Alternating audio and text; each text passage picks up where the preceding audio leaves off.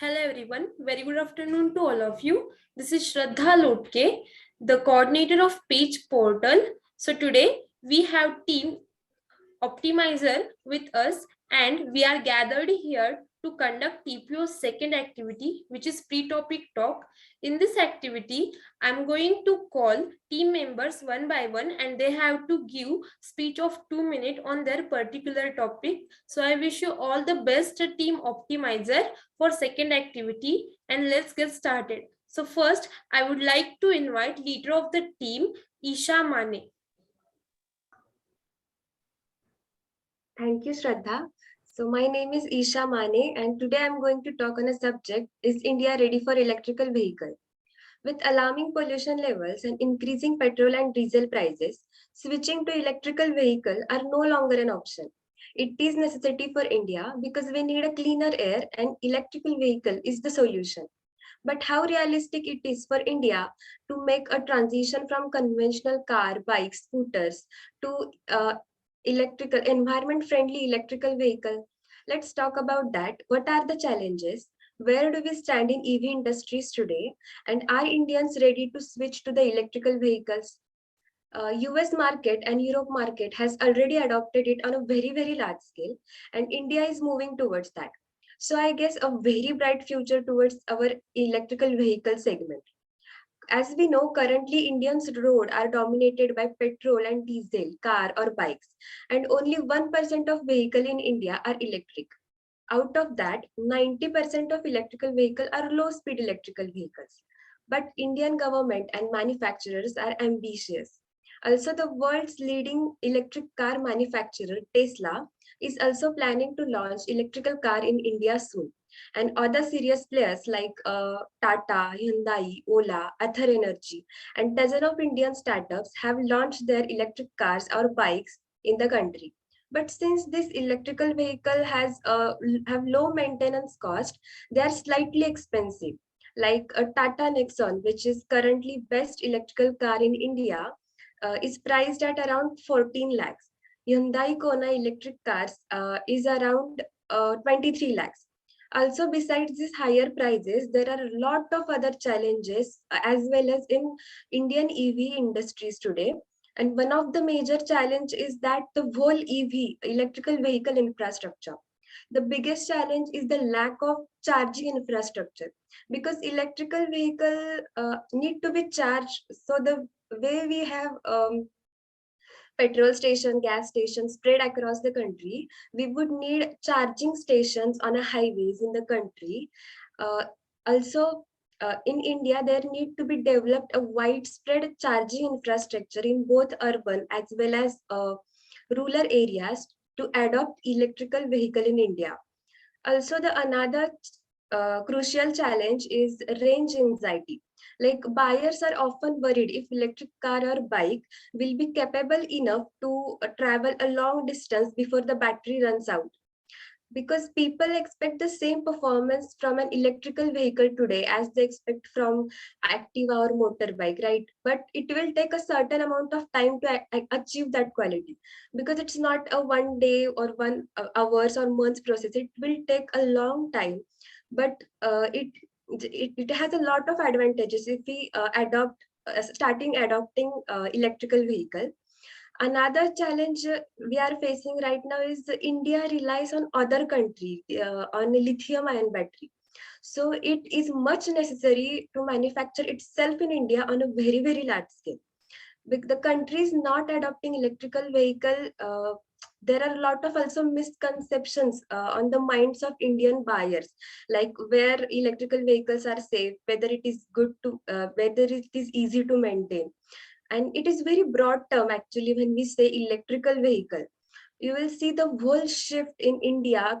Commute was started from electrical cycle, then it went to the electric scooter, then electric bike, and then electric car.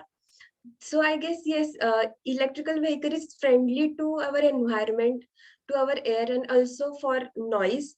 So it is, everything is good. So I think people should start adopting the EV just for the greater good of the country. Thank you. Thank you, Isha. It was wonderful speech. Now I would like to invite Sejal Ashtekar for her speech. Sejal, you may continue.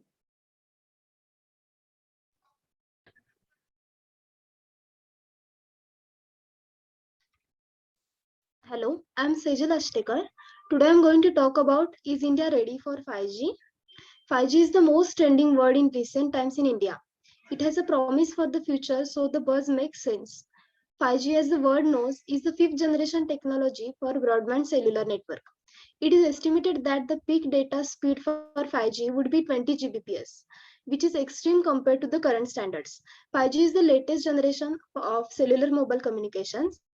The 5G network is a digital cellular network that provides a high level of performance with an increased data rate and fulfills the demands of massive connections, high spectrum efficiency, high capacity. India's smartphone market is undergoing a tremendous transition which is likely to grow. Technology affects nearly all aspects of life, so countries need to stay updated with the technological evolution. The India government has already announced that the networks will be 5G enabled by 2020, and by 2024 we will have a full range of 5G services. However, it has a lot of challenges to overcome. Discussing about challenges, bringing a 5G network in India is ultimate challenge itself for India. 5G in India is unavailable because the country is still in the testing phase of the 5G network. As per the parliamentary panel report on 5G in India, the country is not ready infrastructure wise to support the full fledged 5G rollout. From high spectrum pricing of 5G network in India, India is being opposed by operators to lack of optical fiber connectivity. There are multiple challenges that need to be resolved before realizing the dream of the 5G in India. Once the current 6 month testing phase is over, the 5G spectrum auction will take place in early 2022.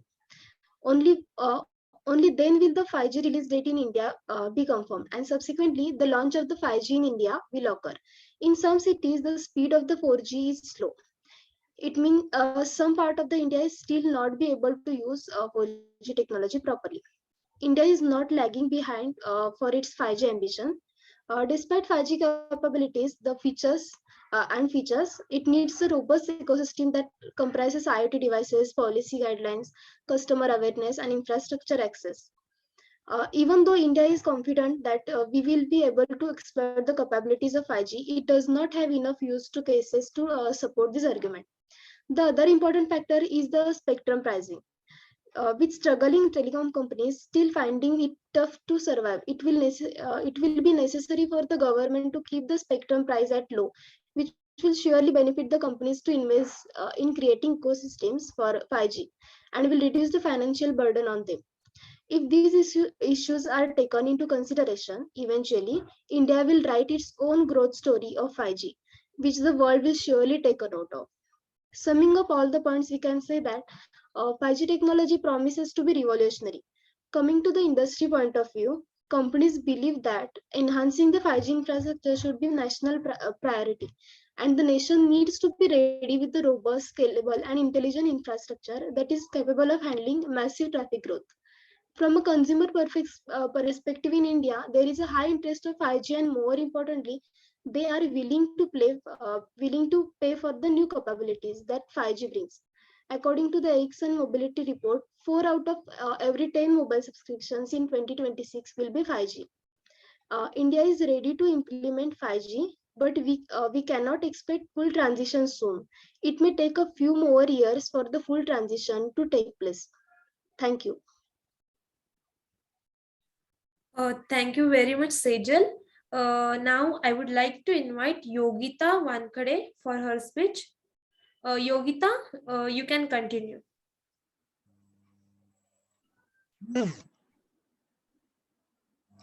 Hello, I'm Yogita Wankhede. Today I'm going to discuss about social media and its effects on today's youth.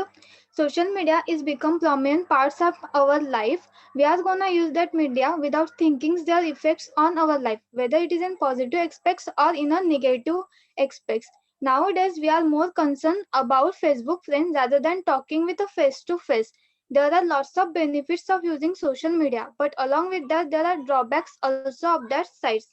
The positive impacts of social media are like it will help to connect people when they are not around us or they are not able to see each other. It will help us to know important things that happen across the globes or in a locality. It will be a great beneficial to know everything just by one click of our finger. It will provide a youth perfect place to express themselves. It also develop our social skills, improve our Facebook friendships, etc. And youth have enjoyed the talking online. That will be possible because of social media platform. But along with that, there are drawbacks also. We are using social media to that great extent that they become our priority, and we almost forgot our first who come first in our life, like our studies, sports, and our family. In this platform, we make a lots of friends, but that friend we know only virtually. That means we only know the sides who they want to show us. Nowadays, young wants to bully peoples, but it is okay to certain extent. When it comes to their cyberbullying, it will dangerous to the people. Youth may have easily get influenced by social media. They feel need to change their lifestyle, their appearance. They are addicted to the social media to such a great extent that about forget themselves also. Social media nowadays not only become important part of our life, but our lives are revolve around these things. So that's why it is necessary for us to understand that social media are just the tools for our life, not our lifestyle. That's it. Thank you. Thank you so much, Yogita. Now let's move forward. Now I would like to invite Aishwarya Shintre. So Aishwarya, you may start. Hmm. Hello everyone, my name is Aishwarya Shindre and I am going to be speaking to you today about yoga and meditation. In today's environment, many people are suffering with the stress and anxiety of day-to-day living and are finding themselves unable to cope with life's little emergencies. Drugs are on the rise due to the increasing uh, need for people to deal with their stress and anxiety. However, many people are searching for ways to be less stressed and live a happy and healthy life without drugs. If stress and anxiety are getting the best of you, then think about grabbing a mat and giving you a meditation a spin. With that in mind, this paper will take a look at the benefits of yoga and meditation to create a more peaceful and healthy lifestyle. Yoga is not just a physical exercise as per to the popular belief. It is an art of living happily. Yoga and meditation have become much more effective in helping people deal with stress and anxiety to make their life comfortable and serene. In modern day, people from all over the world are becoming increasingly prone to the worldly displeasure and sadness. Yoga and meditation have the answers to such a key problems. Meditation gives makes the human body prepares for the unexpected possibilities, which in the turn uh, make the body easily tied over to the problems that show up suddenly in the modern age. Stress is inevitable in such times, and so spending an over every day and yoga will only help a person deal with unfavorable circumstances. Yoga is the journey of discovering the self. It is an ancient and beautiful practice of India that is a link to the all aspects, namely physical, spiritual, and mental. It calms and relaxes your body, soul. It helps you to stay fit and stay healthy. Practicing yoga has a bundle of benefits linked to it. Thank you. Thank you so much, Aishwarya. Now I would like to invite Anushka Chavan.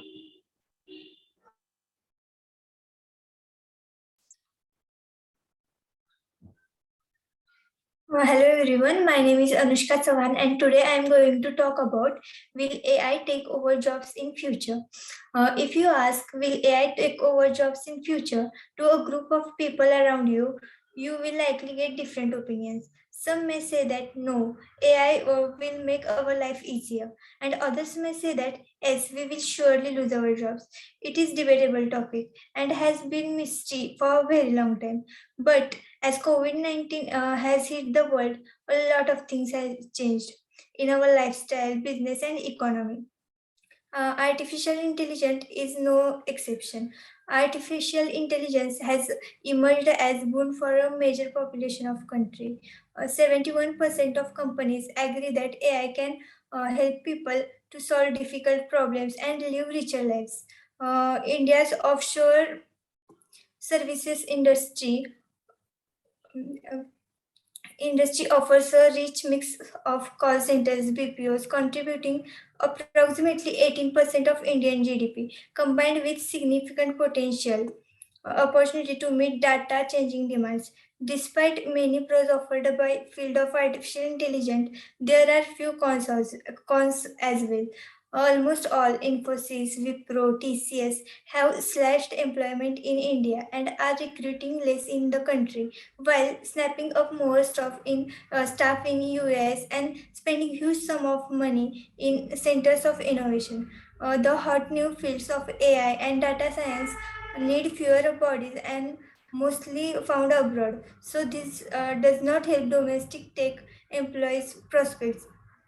The need for our is reskilling and redevelopment of workers within business internally. This asks us to do away with normal, linear, and non-descriptive thoughts. It is up to us to upskill ourselves and look at means and ways to stay in line with current trends and demands of industry. According to recent World Economic Forum report, robots, automation, and artificial intelligence could replace 85 million jobs globally by 2025. However, it will also create 97 million new jobs in future. Thank you. Thank you so much, Anushka. Now let's move forward, and I would like to call Pratiksha Sinde for her speech. Pratiksha, you may continue.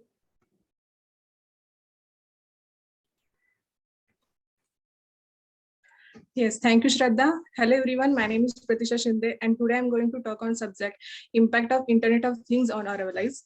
So first, we will see what is exactly IoT. So IoT simply means a wireless network that interconnects devices, machines, vehicles with the help of sensors and software. And these objects are able to collect data or transfer the data over a wireless network without any human interventions. And now technology is getting so advanced day by day as new sensors and new softwares have helped humans to complete the complex tasks, which could take days to get solved by humans, but technologies are able to complete the same task in seconds, which saves a lot of time or energy. Now, every sector has started to use IoT in their daily routines. If we talk about home, then IoT has even reached in our home.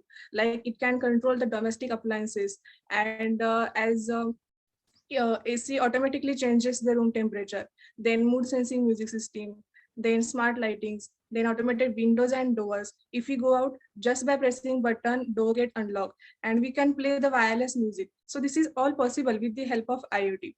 No doubt, IoT had made the life of human so much easy. So that's the reason more and more people have started to use IoT in their daily routine. Or we can say every sector like education, transportation, finance, agriculture, they have started to use IoT. So to get clear picture of IoT, let's discuss the both positive and negative impacts of IoT. So first we will see positive impact of IoT. And first one is a helps in education, health and fitnesses.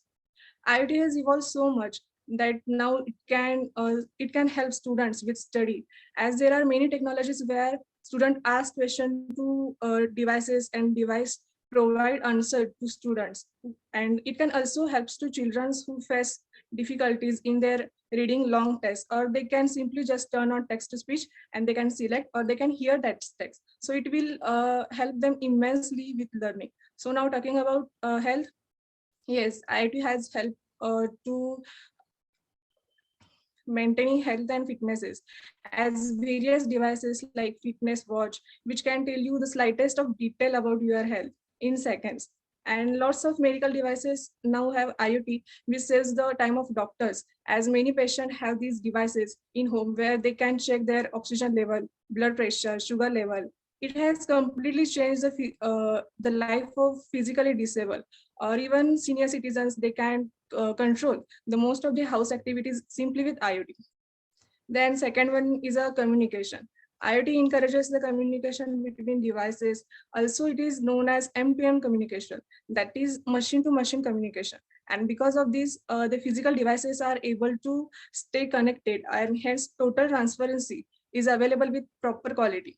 And third one is automation and control. Due to the physical objects are getting connected and controlled digitally or centrally with the wireless infrastructure, there is a large amount of automation and control in the working. Then fourth one is it saves a lot of energy and cost. And fifth one is efficient and saves time. As a machine to machine interaction provides better efficiency, hence accurate results can be obtained fast. So now we will see the negative impacts of it. First is complexity. The IoT is a diverse and complex network.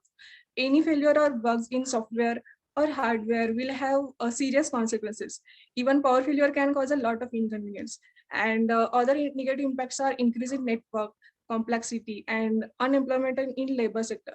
So at last, we can conclude that although IoT has a few disadvantages, its advantages of saving consumer time and money can't be ignored.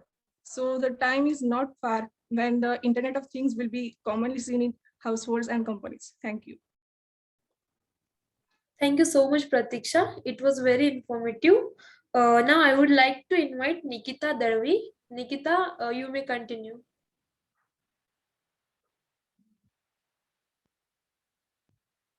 Hello everyone, my name is Nikita Sunil and my pre-talk topic is EQ and IQ. So let me ask some question to you. Why do we study? Is it to make our life secure or is it to create a career? Will studies truly make our life secure or provide us with career? Hmm. Interesting point. Or it is disappointing, or it is scary, or it sound like unnecessary question? We have lived our entire life thinking when we complete our studies, the world will be waiting with open arms to give us great opportunities and rewards us handsomely. Nothing can be far more from truth than this thinking. Many students have faced a terrific disappointment after they for they discovered what they have is not enough for them. What is the gap? What is the gap? Where should we students focus? Let me share some pointers, suggestion, and guidelines with all of you. First, education started taking IQ, that is intelligent quotient test, that revealed the intelligence quotient test that revealed the intelligence of the interviewees. The HR department of organization realized even when candidates come to them with good marks, most of them were not qualified for work. The surprising revelation was that some candidates who scored good marks did so because of good memory rather than intelligence. These good candidates know how to memorize the subject better than others. In some cases, it was just luck. What they studied was asked in exam. These are the peoples who study in the last moment and manage to score good marks and persuaded many others to do the same and scrap. This is dangerous for our future. Then HR people realized mistakes were happening when people were recruited based only on marks. A new test were introduced. It tested the ability of people to solve rather than remember. Since this new IQ test were giving them good results, they got encouraged to research how to make better decisions. Besides this IQ test, another new test called the EQ test, that is emotional quotient test, was introduced. This test tests the ability of candidates to be emotionally stable. After all, who wants a person who panics, who has fear, who becomes jealous, who becomes angry fast? This person can never work as a team player, nor can they give their 100% to the own work. Neither will they progress, nor will the organization progress. While your qualification provides the necessary platform, but your EQ and IQ will help you to take off. While studies help you to gain an interview call, but your EQ and IQ will help you getting employment and creating a career. In case you want to be businessman, it is your EQ and IQ That will be solid support in making the best of the opportunity. With EQ and IQ, no hurdle is high and no problem is big. When faced with difficult situation, your best will come out. So, as you study well. Give your 100% to master the subject. Along with that, do develop your EQ and IQ. While your marks certainly help you, you will need more than marks to be remarkable. Remember, remarkable is more than mark. Now it is up to us to play our part and create ourselves as a remarkable person. That's all. Thank you. Thank you so much, Nikita. Now I would like to invite Sakshi Moite for her speech. Sakshi, you may continue.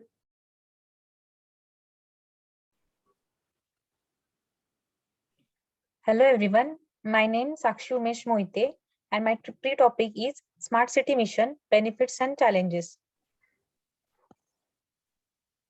So the concept of smart city was born in 2008 when IBM introduced this concept as a part of its Smart Planet initiative.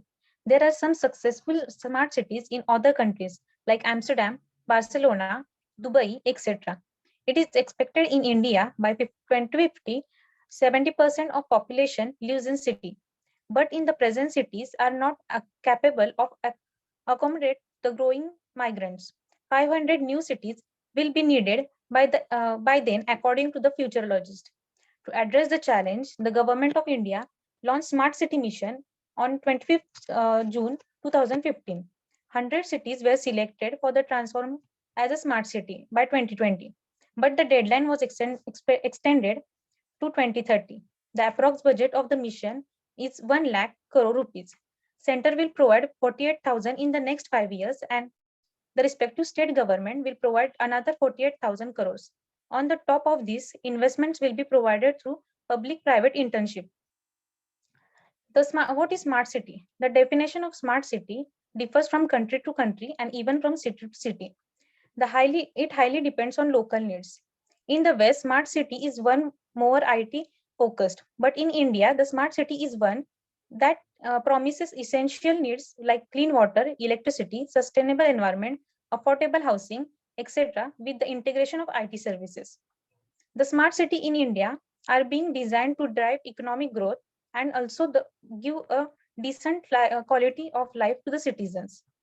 So the features of smart city are like roof solar panels, public electric vehicles, smart parking system, happiness area for social needs of citizens, smart classroom in all schools, smart poles with LEDs and with Wi-Fi, air quality, and noise pollution sensors, etc.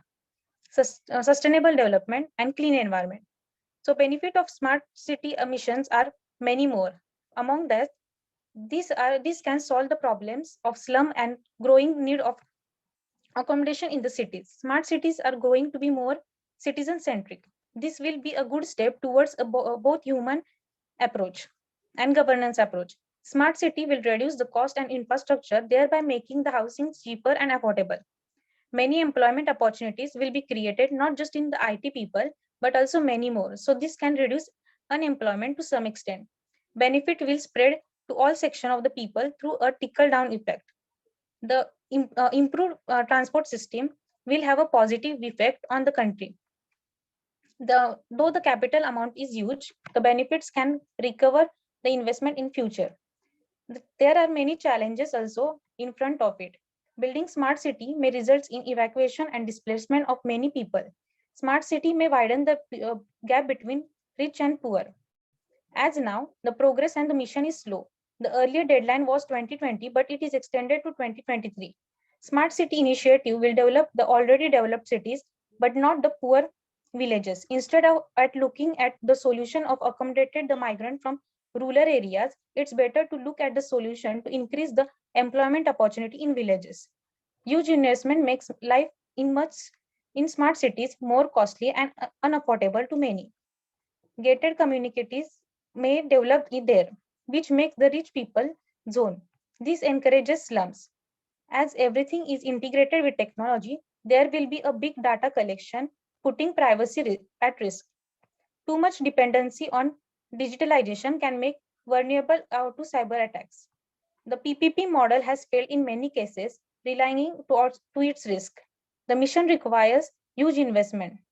So, smart city mission is now a smart move, but the real challenge ahead is ensuring that the mission won't widen the rich or poor gap. Thank you.